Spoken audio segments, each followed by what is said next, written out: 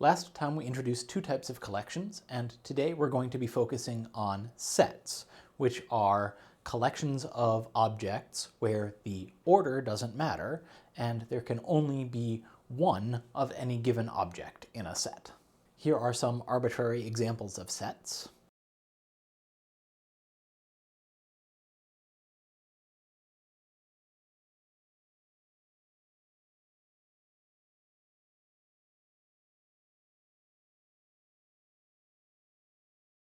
These examples show that we can have all kinds of different objects contained in our sets. We could have numbers as the elements of a set, or we could have lists, or we could have variables, or other sets, or concepts like suits of cards.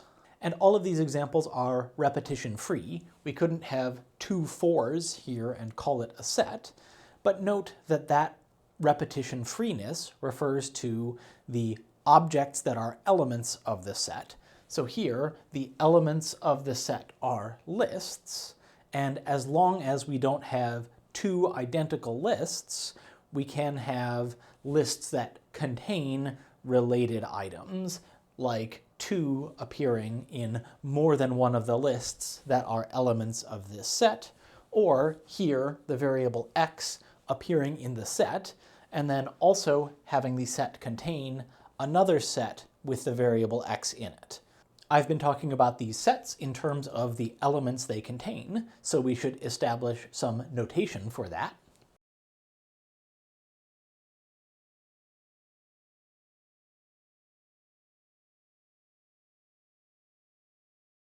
This symbol, which we can typeset as \in LaTeX, means element of. So 1 is an element of the set containing 1, 2, 3. We'll also talk a lot about subsets.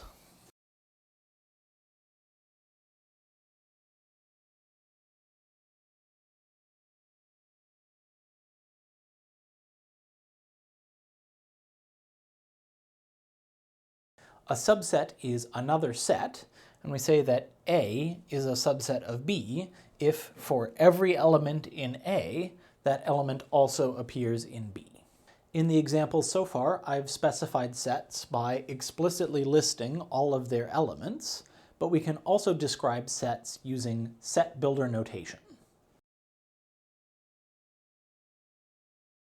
In set builder notation, we will typically specify some variable that could describe the elements of the set, then a colon, which we can read as such that, and then a description of what values of the variable belong in the set. So we could say the set of elements x such that x is an integer and x divides 60. So this describes the set of integer divisors of 60. Sometimes you'll also see some of the conditions appearing before the colon. So you might see x in the integers such that 5 divides x. And this would specify the set of all integer multiples of 5. And it means the same whether we put this condition before or after the such that. Note that this second description gives a set with an infinite number of elements, and we can use set builder notation to specify both finite and infinite sets. We could also use set builder notation to define the set of rational numbers.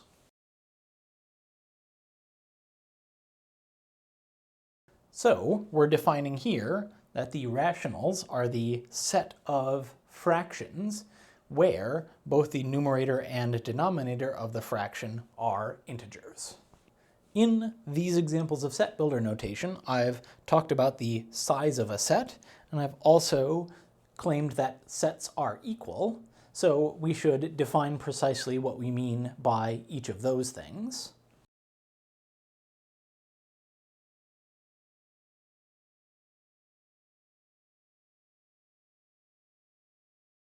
To refer to the size of a set, we use the term cardinality, and this is just the number of elements in the set.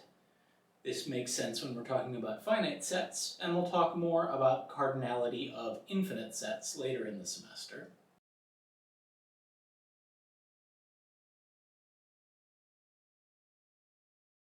If we define two sets, and those sets have exactly the same elements, then we say that those two sets are equal. And so here we're saying that the set of rationals, as we defined it before, is equal to this set that I defined with set builder notation. As we did with lists, we can refer to the empty set, which is the set that contains no elements.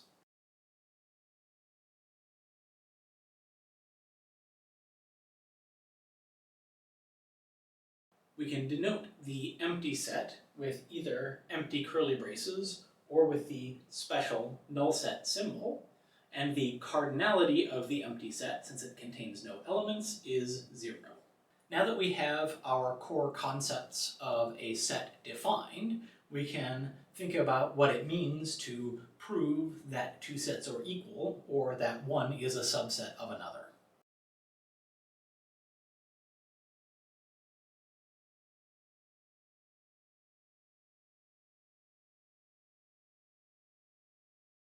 Based on the way that we defined subset, the empty set is a subset of every other set, and every set is a subset of itself. How can we prove statements of this form, that one set is a subset of another? We can do that with our next proof template.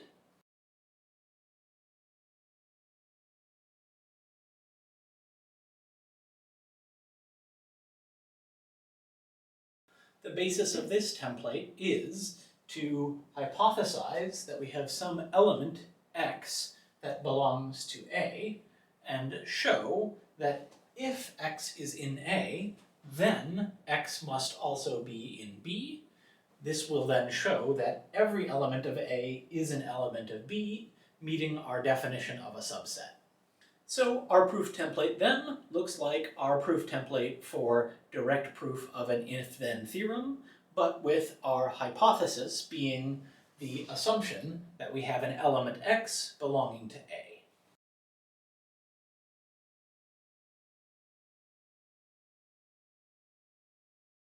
And from here, we can proceed exactly like we did with proof template 1 to unravel definitions of what it means for x to be an element of A, what it means for x to be an element of B, and try to make those definitions meet. So in the case of our fact up here, for the first part we would have a hypothesis that x is an element of the empty set, but there are no elements of the empty set, so the hypothesis is always false, which by our Boolean logic rules means that the statement is vacuously true. And for the second case, that a set is a subset of itself, then as soon as we say x is an element of S, we conclude that x is an element of S, and so S is a subset of itself. So to better reinforce this proof template, let's take a look at a different theorem where it will actually take us a couple of steps to complete the proof.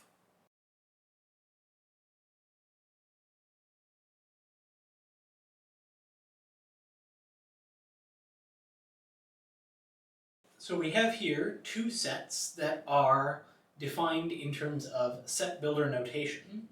The first of these sets is the integers that are 3 less than a multiple of 4.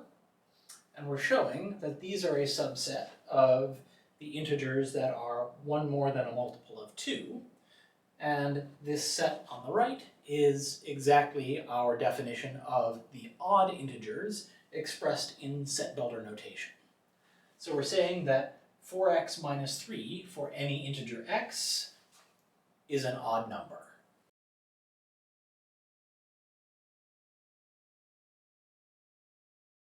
Our hypothesis is that we have an integer a which meets the description of an integer in our set. So we are hypothesizing that we have some element of this set, and our goal is then to show that a must be an element of this set.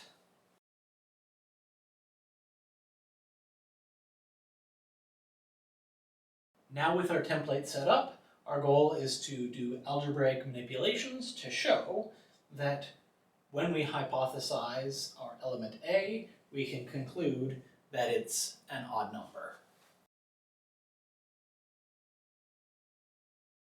We can subtract 1 and add 1 to get the same value. Then we can group together.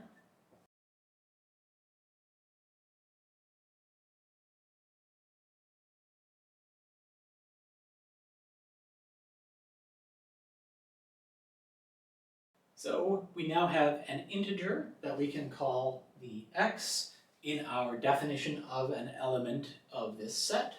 So we have 2x plus 1 for some integer x, and we've now shown that a must be an element of this set, and so we conclude that this set must be a subset of this one.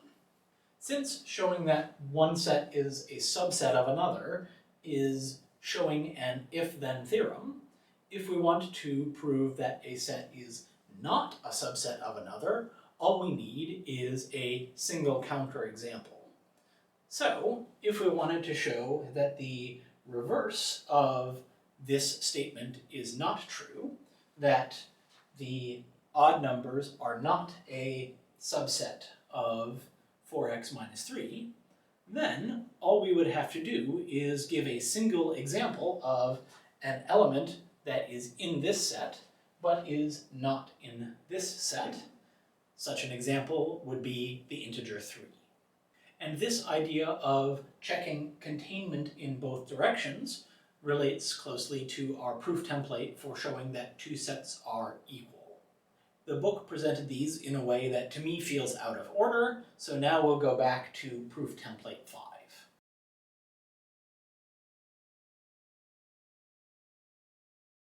The book calls this proof template number 5, but I like to present the proof template for subsets first, because we can then use that in building our proof template for set equality. If two sets are equal, then that means they have exactly the same elements, which means that for every element in A, that element is also in B, and for every element in B, that element is also in A. So we are proving an if and only if theorem when we are showing that two sets are equal. And so as with our if and only if proof template before, we can break this down into the two directions. We can first show that A is a subset of B, then show that B is a subset of A, and jointly that shows that the two sets are equal.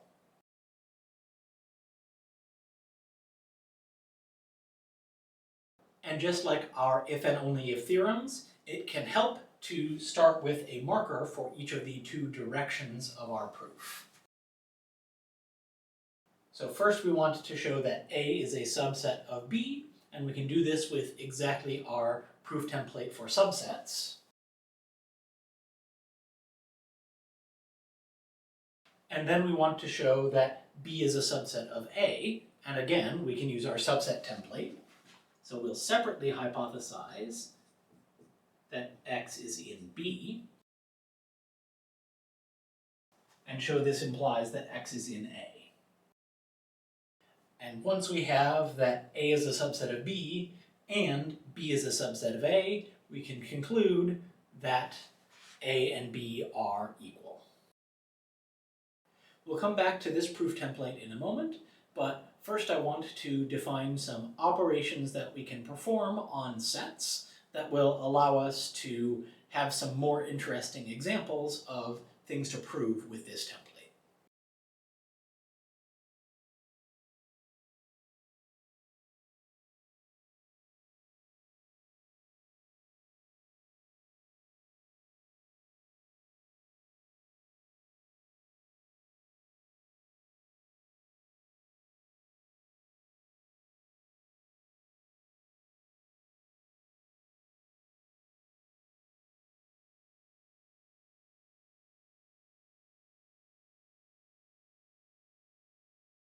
We will often talk about the power set of S, which is the set containing all subsets of S.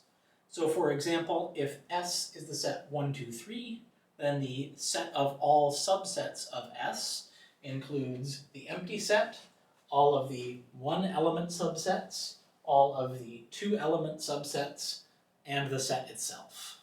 And the reason that we denote power set by 2 raised to the set is because the number of elements in the power set is 2 to the power of the size of the set.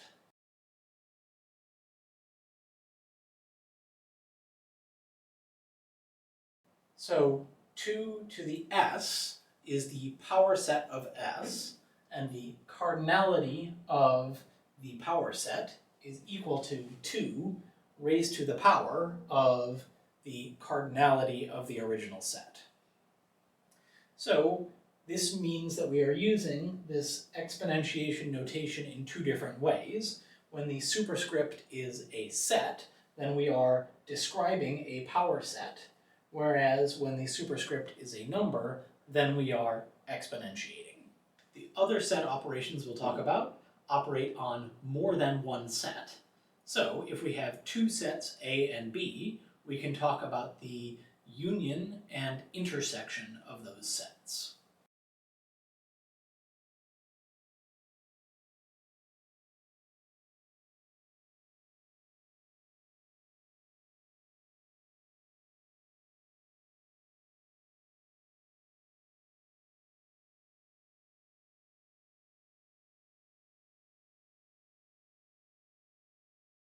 So the union of two sets is the set of all elements that are in either of the two sets.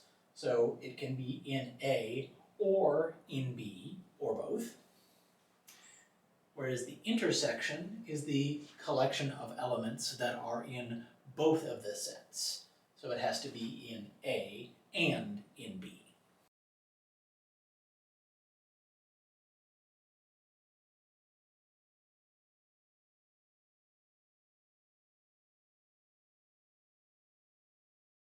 So if we have the sets 1, 2, 3 and 2, 3, 4, the union is the elements that appear in either set, so 1, 2, 3, 4, and the intersection is the elements that appear in both sets, so just 2 and 3. In our in-class exercises and homework, we'll prove lots of theorems about intersection and union of sets, and we'll make frequent use of these operations throughout the rest of the semester.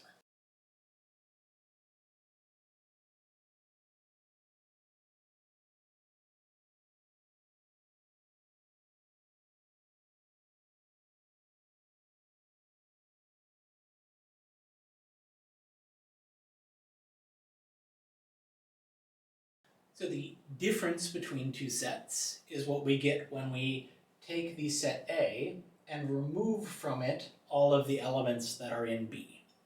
The book uses the notation minus, but you'll sometimes also see notation that looks more like a backslash to indicate set difference.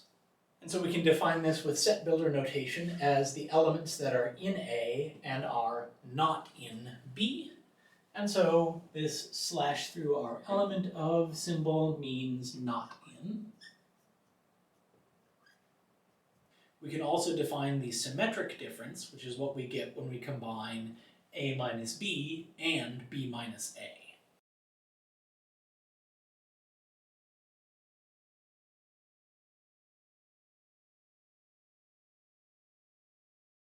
We denote symmetric difference with the Greek letter delta, and it is the things that are in A but not B union with the things that are in B but not A.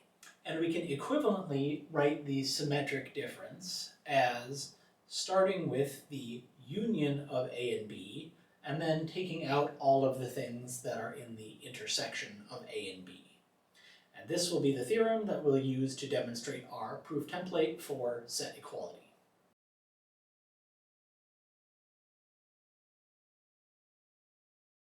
This theorem is 12.11 in the book. And the book gives a visual sketch of the proof of this theorem, but we can do better using proof template 5.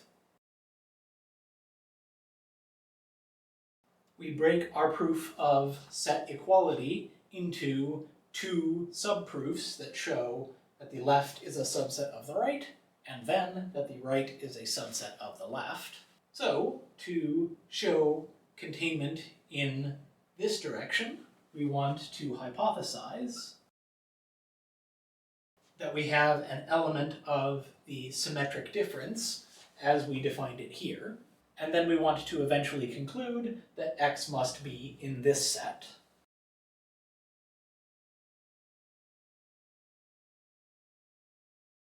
And for our second part, we'll want to hypothesize that X is an element of the right-hand side, and use that to conclude that X is an element of the symmetric difference.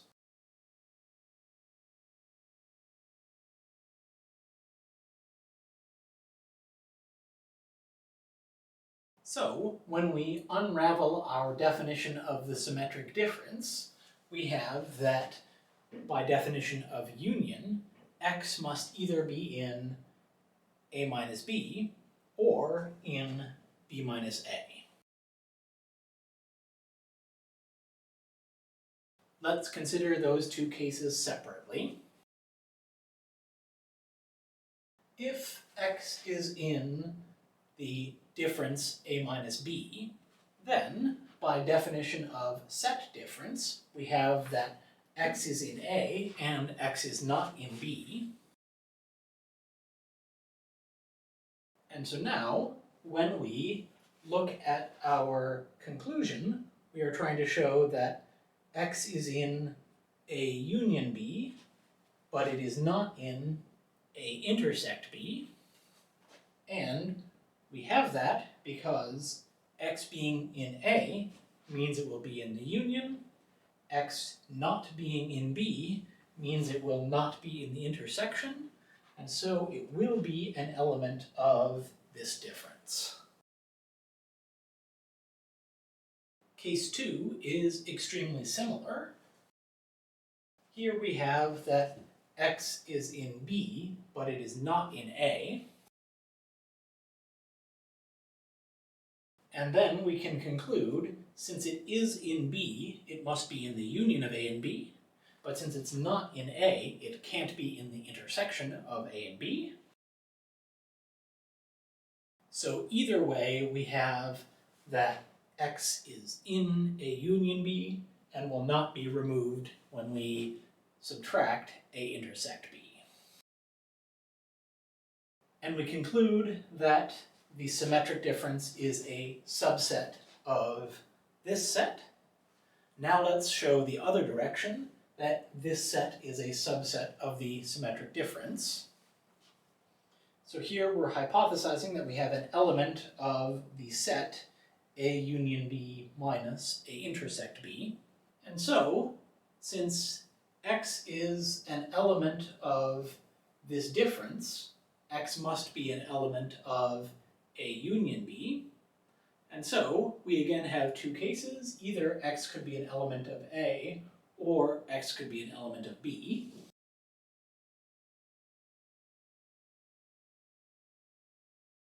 In our first case, where X is an element of A, we know that when we subtracted out the intersection, X was still an element of this difference set, and so that means that X must not be an element of the intersection.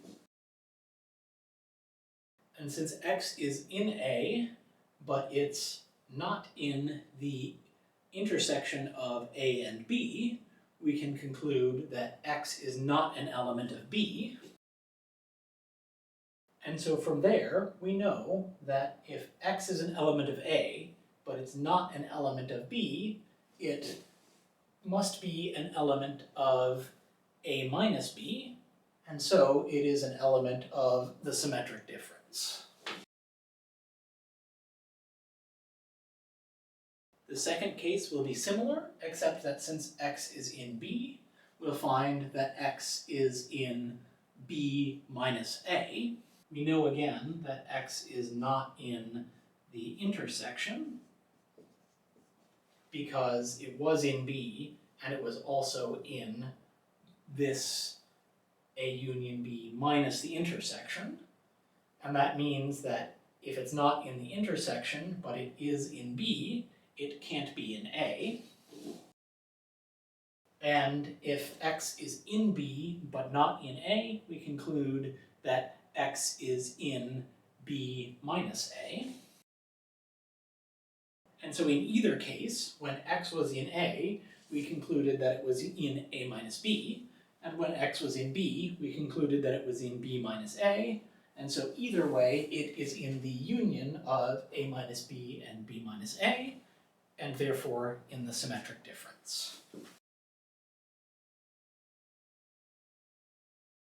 Which concludes our proof that the two sets are equal, and so we have an alternate definition of the symmetric difference where we first take the union and then we remove all of the things that are in the intersection.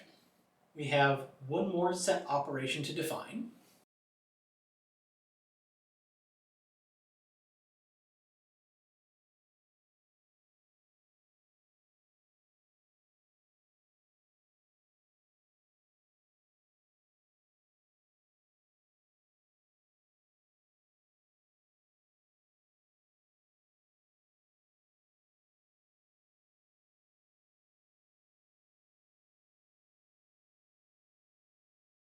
We define the Cartesian product of two sets as a set containing lists. The lists are ordered pairs where the first element in each pair is an element of the first set, and the second element in each pair is an element of the second set. We will also sometimes see Cartesian products of more than two sets. So for example, would be a set of length 3 lists where the elements of the list come from each of the 3 sets respectively. This is often helpful in specifying multidimensional objects. You have certainly seen before the idea of an ordered pair specifying coordinates in the 2D plane. And so we can think of the set of those ordered pairs of points as coming from the Cartesian product of the set of points along one dimension and the set of points along the other dimension.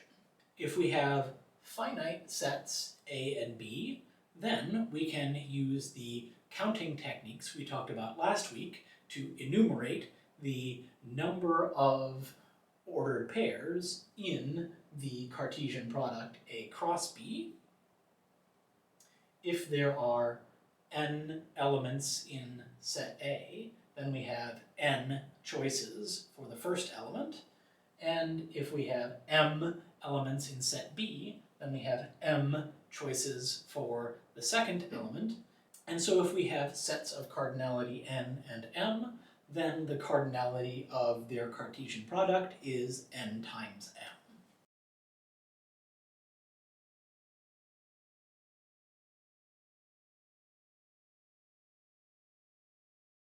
In class, we'll see lots more examples of all of these set operations, and you'll get a chance to prove many additional properties of how these different set operations interact.